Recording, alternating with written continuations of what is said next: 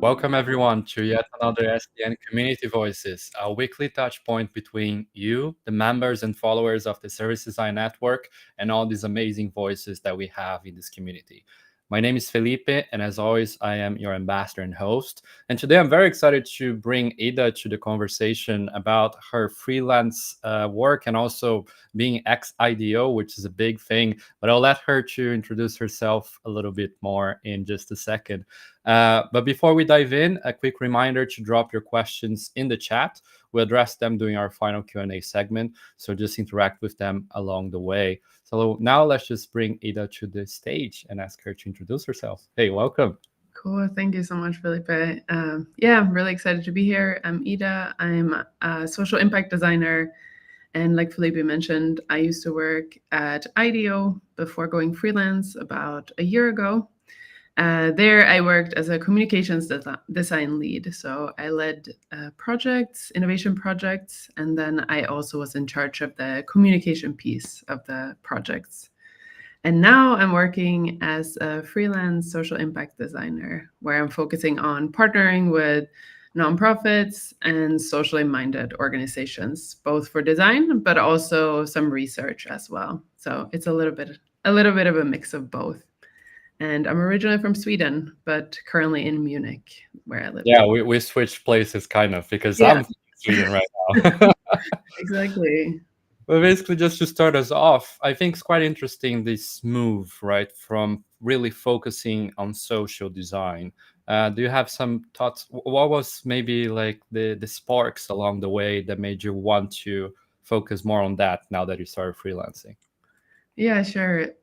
So I've always been really interested in trying to use design to improve the world, both the world around us and the world inside of us, and looking for ways to do that. So when I was at IDEO, I got to do that while still working with more corporate clients.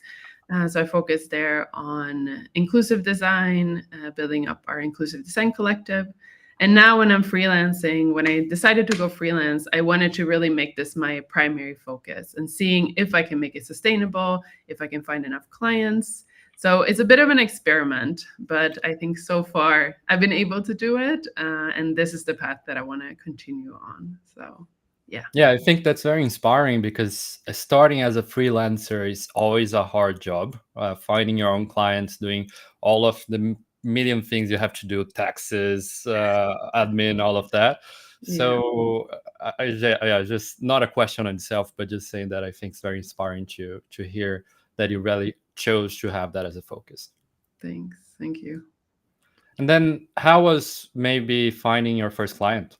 Maybe that's a question to have. Yeah, so some of the clients that I worked with from the start are old contact. So people I'd worked with before, both at IDEO, but also before IDEO. I used to live in the US where I worked more in the marketing space, but also in sort of the social impact space. So I had some former clients from there that I've been able to partner with now, which has been really nice and a really smooth way working with people I know and then finding ways to collaborate. And then when I left IDEO, I also took some time to rest. So I wanted to just find some space to just find my creative spark again, just work on personal projects. So I'm still making that part of my freelance practice. So spending time on my personal things, and then the other side is more of the client focus. So I'm still trying to find time for that. Yeah, as you mentioned, there's this part of the inner sustainability also that's very important. And I think as you're working for yourself, you always have to understand and self-reflect more on what are your own goals and, as you said, like your creative spark and things like that, right? So what are some of the things you have been doing in that sense to kind of build inner and also reproduce externally? Yeah, sure. I've been trying to, first of all, just trying to rest and do things that I enjoy doing. But then I've also been trying to do things that are where I'm working more with my hands and that don't have a goal in mind. So I've always been very goal oriented before I was an athlete. So I've always been used to kind of working towards something. And now I've been trying to find creative things that are not in service of anything. So, doing just random crafts or collage or whatnot. So a lot of different things. So yeah, finding those things that don't have a goal in mind, I would say, is something that I'm doing. Yeah, that's interesting because this kind of it creates a parallel with the first part of the design projects normally, right? This part where you don't know exactly where you're going to be going. It comes to mind a little bit the design squiggle. Yeah, Uh, yeah. so how do you think this kind of personal activities and mindset ends up translating then to your professional life as a freelancer? Yeah, I think it helps a lot. And I think a lot of the the best creative ideas come from kind of unknown spaces. So it's visiting other types of communities or other types of spaces that don't really have anything to do with design itself. And I think there we can learn a lot. And I think as designers, we should explore beyond the design world, because I think if we want to create change and if we want to do design more sustainably or more humane, we have to collaborate with other types of professionals, enter into other types of spaces, and learn from other types of practices. So I think, yeah, that's a way to do that, and then also find new creative things that are also fun. Maybe not always in service of anything from the Yeah. start. I mean, they do say that art is kind of just reproducing itself, so people are learning from the people that came before, and that kind of creates the new things that we see. And I think design ends up being the same thing, right? Yeah, I think in service design we're so interdisciplinary that yeah, it's important to remember that in the root we are interdisciplinary. So we should still and we can still learn a lot from other disciplines. yeah, yeah, exactly. And also inviting other people to participate in the work that we're doing. So it doesn't just have to be designers that are designing, or the designers with design titles that have to be designing. Ideas and ways of solving problems comes from many different places. Yeah. And then when you're meeting maybe with people that are not from the design field but are design curious, how do you go about explaining to them what you do? Yeah, I think this is probably every designer's hardest question in life, is explaining what we do and what our work is all about. Um, I've been recently, or like the last few years, trying to do more of a show versus tell. Mm, So either I will explain a specific project that I worked on and what I did, or show a specific thing that I made. mm, And I find that it's a lot easier for people to kind of wrap their head around, because a lot of what we do is a bit abstract to somebody who's not in the industry.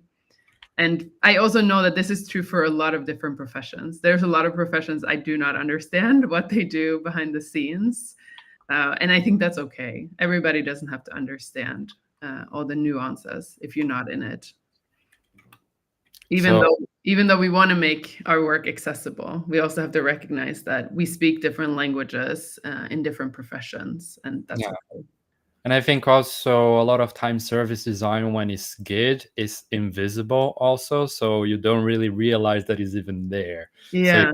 it's even harder for people to get the realization of, oh, that is service design. Yeah, exactly. And yeah, that realization, like, yeah, somebody thought about this, somebody designed it.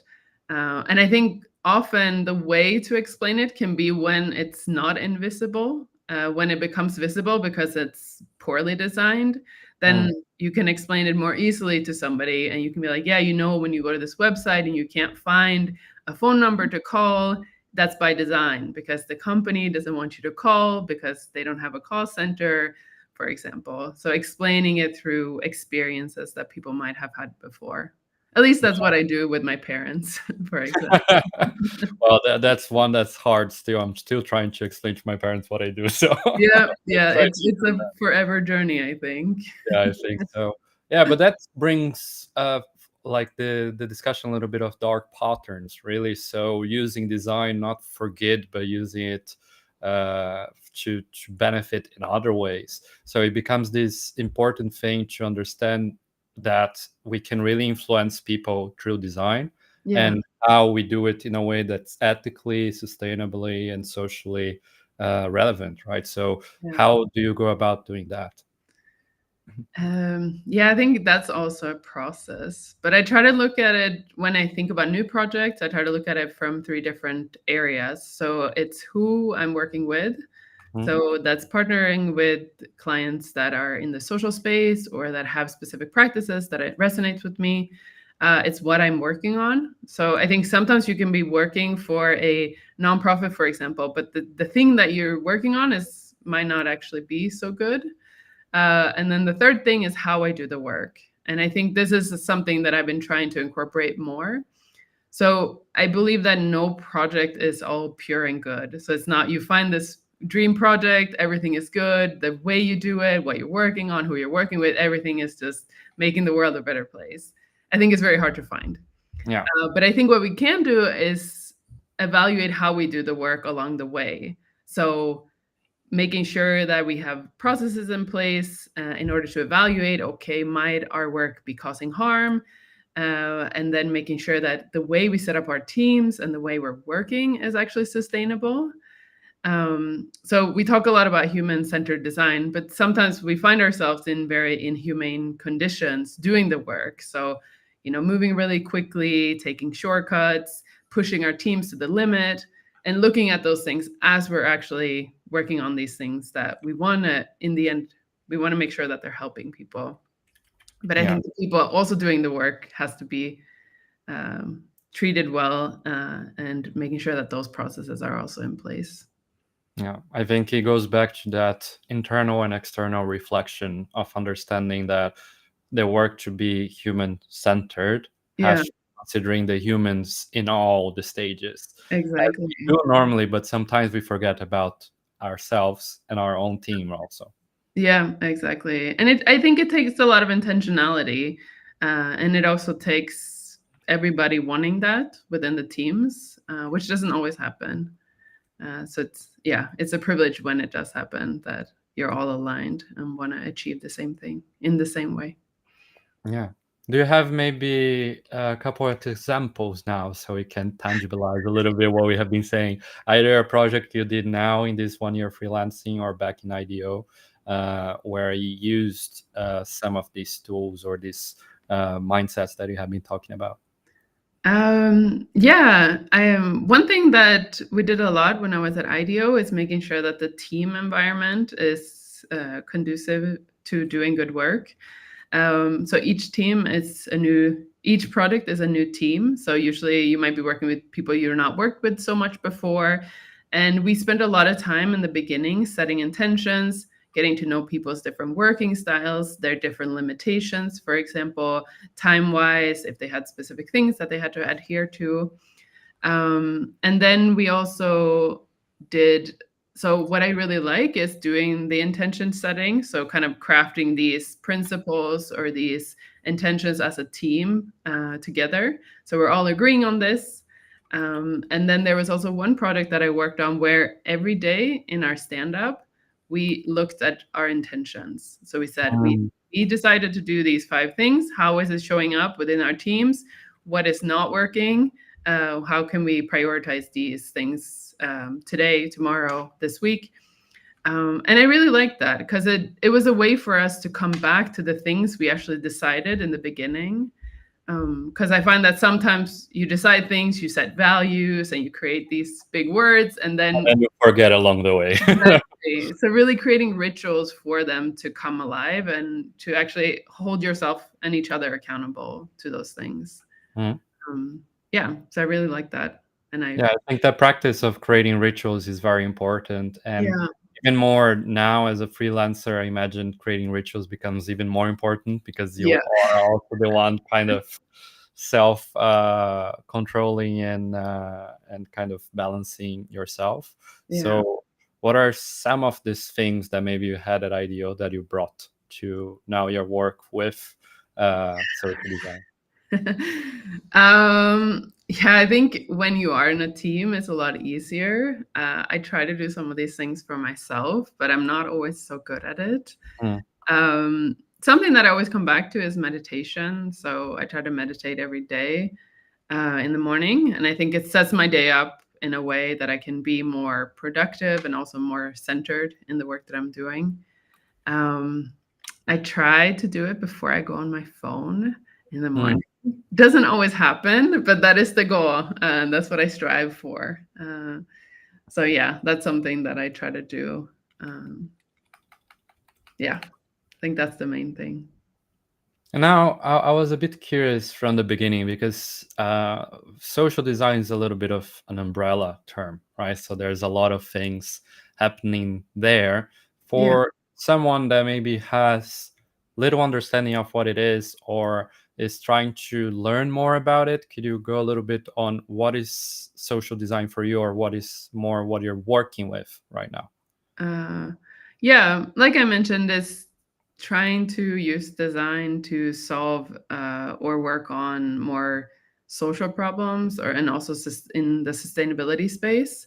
I think there's a really wide range. So some projects might be more of, you're working on a project that's more about sustainability in order to meet compliance needs. And then Mm, there are those clients who are, working on regenerative practices that are redefining the industry, that are really pushing it and they're leading it. So there's a wide range of how people are doing the work. My preferred is to work with those that are really pushing the edges, but that's not always the case. Sometimes it's part of their practice, but not the main focus of their practice. But yeah, I think a lot of those opportunities can be found sort of in the nonprofit space, or in the looking at B Corps, for example, or looking at companies or organizations that are focusing on sustainability, or on helping people directly through their products and services. mm.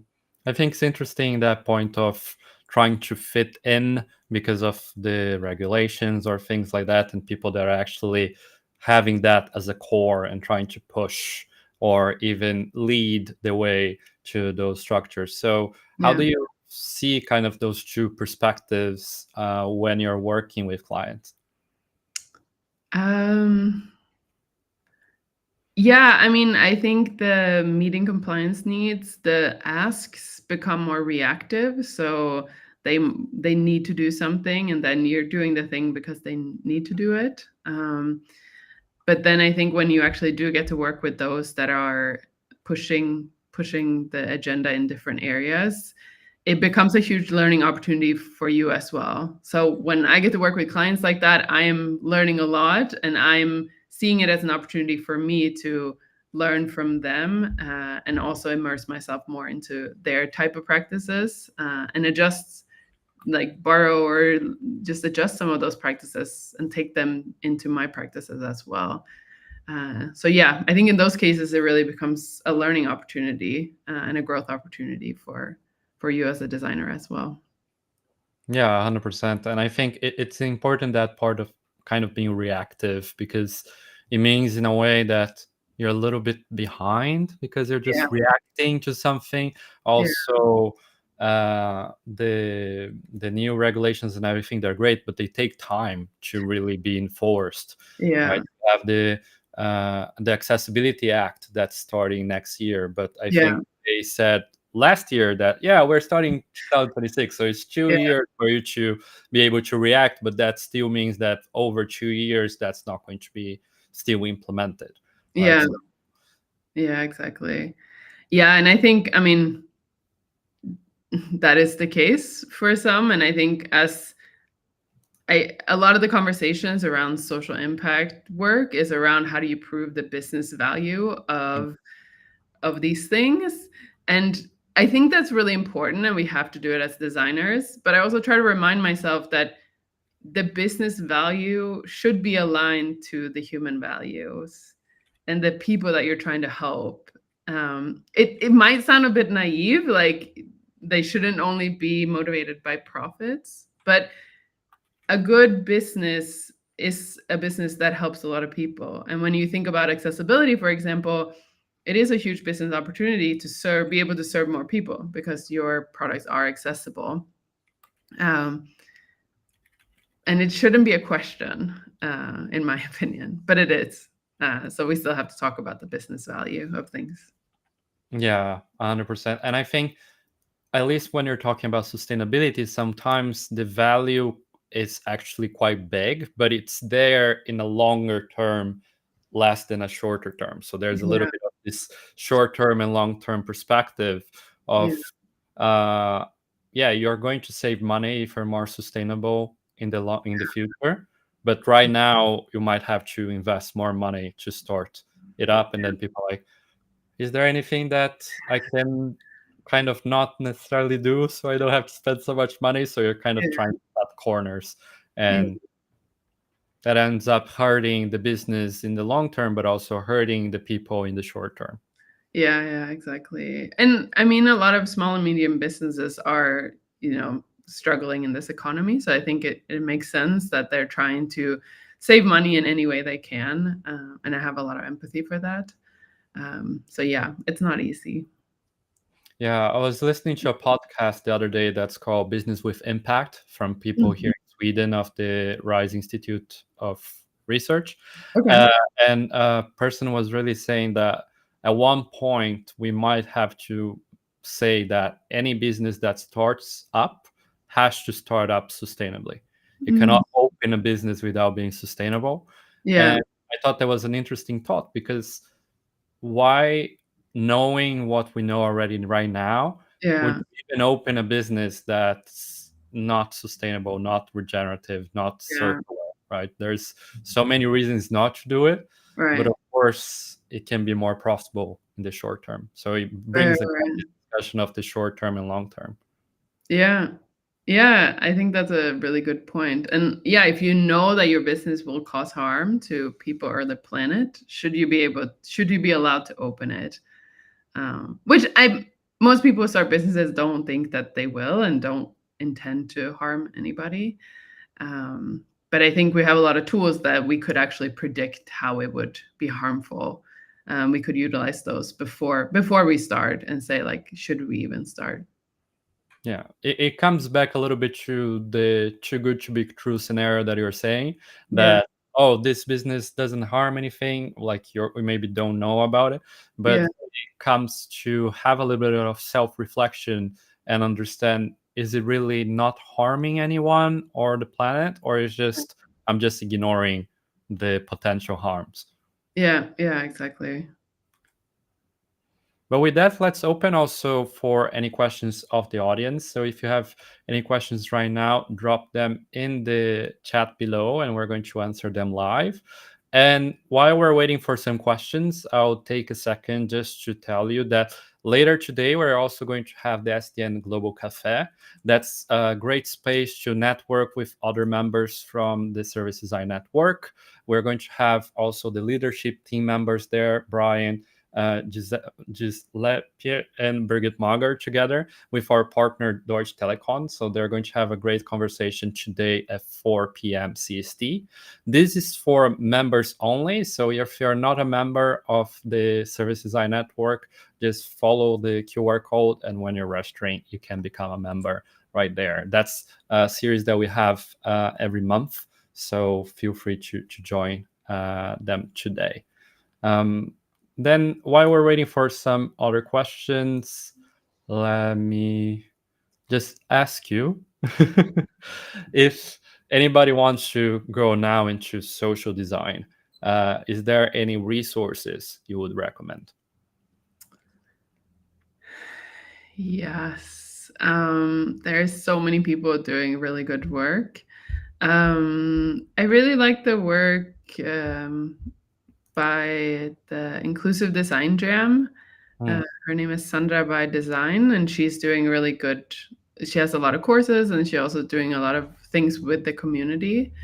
Another really great resource is the Design Justice Network. It's a global network, and they have these principles how to do design more inclusively.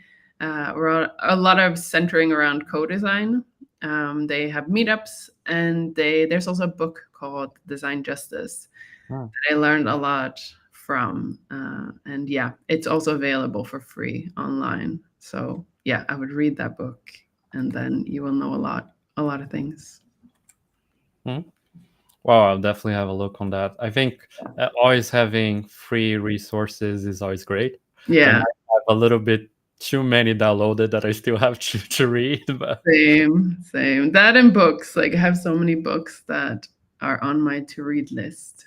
yeah, I see some books there in the background, or some of them in the to read list. Yeah, yeah. All of them may mostly are to be read. So Yeah. yeah, that will be part of my freelance activities. Just trying to read more. Yeah, read more and learn more. I think Yeah, the learning process. I'm also a freelancer right now, so I was also very curious to talk with you to learn a little bit about your perspective on that. yeah, And I think you learn a lot from working by yourself, also because yeah, you don't have kind of the safety net of the team. You yeah. have to know how to do it everything by yourself. Yeah. So what are some of the things that maybe you learned along the way from freelancing the past year? Mhm. Um, I've gotten a bit better at networking. Uh, so connecting with people, both potential clients, but also peers. And I think it's a really nice way to just build my network of people that inspire me as well and that I can learn from, and also for clients, of course. Yeah, so I've gotten better at that. I need to get better at like getting out of my house. I'm not very good at that. So I work from home and I don't go out much to like work at a cafe or, co-working. So that's something that I want to do. Amazing. Well, Yeah. we have one question here from Yara. She's saying, "Hello, folks. Thank you so much for the talks, being really insightful. I am curious, how did you first approach clients and get started as a freelancer or independent? Any tips for someone just stepping into this path?" Yeah, that's a really good question. I would say I'm not the best at it. Like I mentioned before, I've worked with some old clients and old contacts, and I think that's a really easy way to get started and get comfortable with it. Uh, and then I think trying to join communities that feel relevant to the work that you want to be doing. So for me, like I want to do social impact work, so I'm part of a lot of those communities, and I think it helps both, like I mentioned, to learn, but also to see what kind of jobs people are posting, what kind of opportunities are out there. So I think that's a really good way as well. And then one other thing that I've been trying to do is getting more involved in my local community. So it might not lead to clients directly, but it's so nice to have people. It makes such a big difference when somebody is from your city or you can talk to them face to face. And I find it a lot quicker to build relationships and also to potentially work together because it feels like, oh, you want to meet, like we're the same, we're from the same town, or we live in the same town and we can collaborate a lot easier. So that's something that I would try to do, no matter where you're living. Yeah, I can corroborate with that. I think here in Gothenburg, where I live, they have amazing public spaces for people to meet, and it feels so much more natural to just meet in person and just discuss. You might not be able to really think about the answer as you might do online, but it just creates this more connection that you understand. Okay, this is what you do, this is what I do, and let's see, maybe in the future we remember, and then we can continue from there. Yeah, yeah, exactly. And I think a lot of people are craving that, the real connections. Yeah. Then we have a question here from Judy.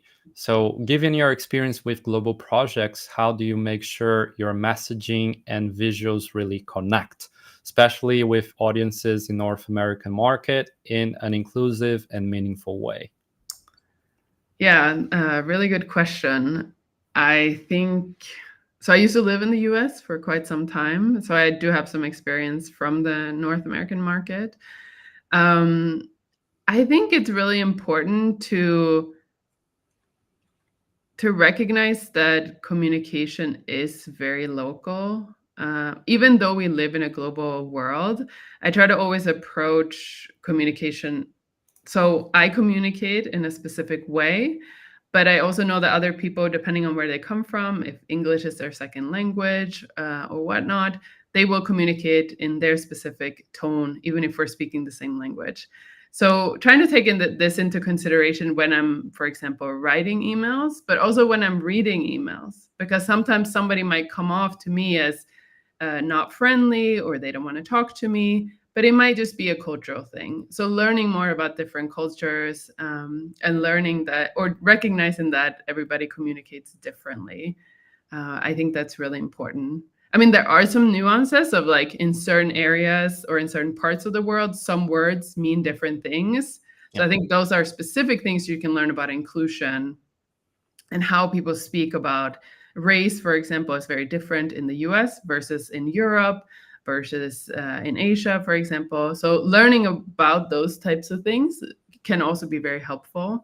But then also understanding different cultures and how people communicate differently, I think helps a lot, both with not feeling offended and not offending anyone. And also recognizing that it's okay to, if you happen to offend somebody, to say, hey, I made a mistake, or that's not what I meant, and being more open in that way as well. I think sometimes when it comes to inclusive design, we think we have to do things perfect and making sure we don't make mistakes. And I think that's the biggest mistake, because then we are not going to be authentic and we're not going to be open, and that's not very inclusive. So yeah, I think just being open to learn becomes the big thing there. Yeah, exactly. But with that, we're coming to the end of our time together. So thank you so much, Ida, for all your insights and for the great conversation. This always runs super fast. So thank you very much for the time. Yeah, thank you so much. I really enjoyed it. And to everyone that joined us online, thank you again to just being here and joining us and engaging live. Stay connected with us through our social media. Here you have the link tree for updates on any new SDN Community Voices sessions, but also all the amazing projects and initiatives that we have happening at SDN. As I mentioned, we have the SDN Global Cafe later today in about 1.5 hours, 4. So tune into that, and I'll hope to see you all next Thursday. Thank you very much. Bye.